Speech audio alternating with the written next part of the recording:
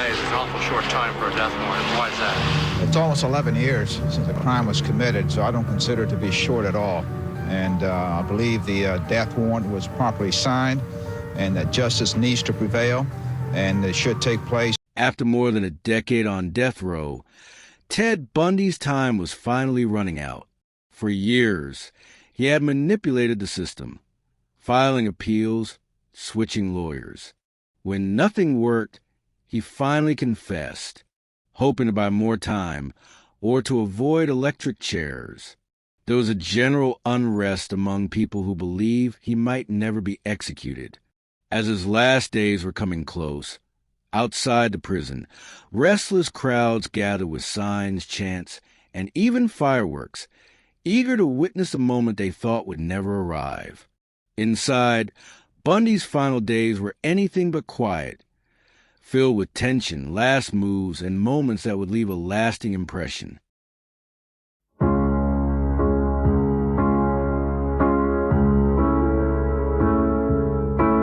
Welcome back to Prison Stories.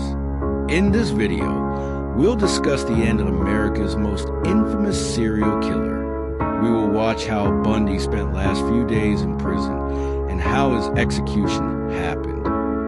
Ted Bundy's criminal career came to a brutal end in 1979 when he was convicted for the kidnapping and murder of 12-year-old Kimberly Leach. This was the final act that led to his death sentence. But Bundy had already been tied to numerous other killings, stretching from Washington to Utah and eventually down to Florida, where his reign of terror would finally meet its conclusion.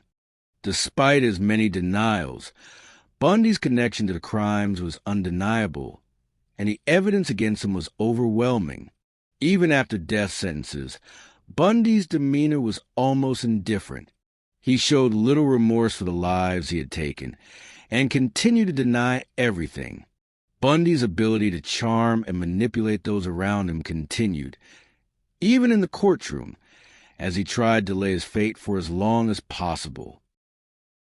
As Bundy sat on death row, he went through several legal teams. He had always fought against his execution, sometimes arguing that he wasn't guilty, and other times using his mental state as a defense. But after years of delay, his final legal team, led by Polly Nelson, shifted their focus entirely. Nelson tried a different approach, arguing that Bundy was suffering from severe mental illness and was not fit to be executed. For the first time, Bundy's defense team portrayed him as a man who had been psychologically damaged. However, despite their efforts, the court rejected these claims. Bundy himself continued to resist his execution, trying to delay it at every turn. His appeals ran out, and it became clear that there was no more hope. In the months leading up to his execution, Bundy came to terms with the reality that there would be no more legal battles. The clock was ticking, and his time was running out. 2 days before his execution, Bundy sat down for an interview with Bob Keppel, a detective who had been involved in Bundy's case for years. It was during this interview that Bundy finally confessed to the full extent of his crimes. The confession was chilling, as he described his killings in detail. Make no bones about it. I am looking for an opportunity to tell the story as best I can in the way that makes sense to me and the way that'll help not just you or the families, but that's very important, but also... By this time, Bundy's physical appearance had changed. He had lost weight, and the man who had once charmed people with his good looks now looked worn and frail. His mental state seemed to be unraveling, as he acknowledged the horror of his crimes, but continued to downplay their significance. On the morning of January 24th, 1989, Bundy's execution day, the atmosphere in the Florida State Prison was tense.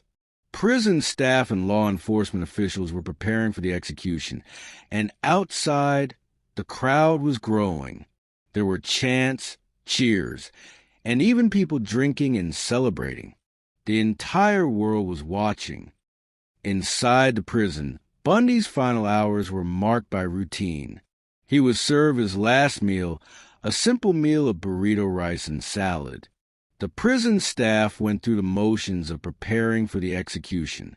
The electric chair, known as Old Sparky, was being readied, and Bundy's head and calf were shaved for procedure.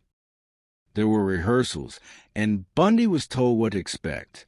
He had been informed that he would be strapped into the chair, with electrodes attached to his body. The prison officers went through the steps, as they always did before an execution. But this time, the weight of the moment was undeniable. On the night before his execution, Ted Bundy spent his final hours meeting with several people. He sat down with Dr. James Dobson, a Christian psychologist, for a final interview where he spoke about the influence of violent pornography and took partial responsibility for his crimes, though many viewed it as a last-minute attempt at redemption. After the interview, Bundy met with Reverend Fred Lawrence Keppel, with whom he prayed and reflected quietly. He made 2 emotional phone calls to his mother, Louise Bundy, one late at night and one early in the morning. During one of those calls, his mother reminded him, "You'll always be my son." As Bundy was led to the death chamber, he appeared pale and unsteady. He needed some assistance to sit in the electric chair, but once seated, he regained some composure. He looked around the room, acknowledging the presence of a few people he recognized. When asked if he had any final words, Bundy responded simply, "Give my love to my friends and family." It was a brief, unremarkable statement, especially considering the horrors he had caused. But those words, simple and almost emotionless, would be the last anyone ever heard from him. With the final preparations in place, the electric chair was activated. The current surged through Bundy's body, and his life in a moment of sheer finality. Bundy's body convulsed, and within moments he was dead. Prison officials signaled that the execution was carried out to the crowd gathered outside. There were cheers and chants. Some felt that justice had been done, while others were unsure whether the death penalty had been the right solution. But for Bundy, the chapter had finally closed. The execution of Ted Bundy was a moment of historical significance for the families of the victims. It brought a sense of closure, even though it could never erase the pain they had suffered. For the world, it was the end of an era of fear that had lasted for years. Bundy's legacy remains a chilling reminder of the evil behind a charming mask. He wasted another life that could have done something worthwhile, as no body can deny that he has some potential. The questions surrounding his motivations and his true nature remain unanswered, leaving behind an unsettling sense of mystery. Ted Bundy's death was the end of a long journey of terror, manipulation, and violence. Thank you for watching Prison Stories. Please like, share, and subscribe to watch our next videos. We will see you in another one.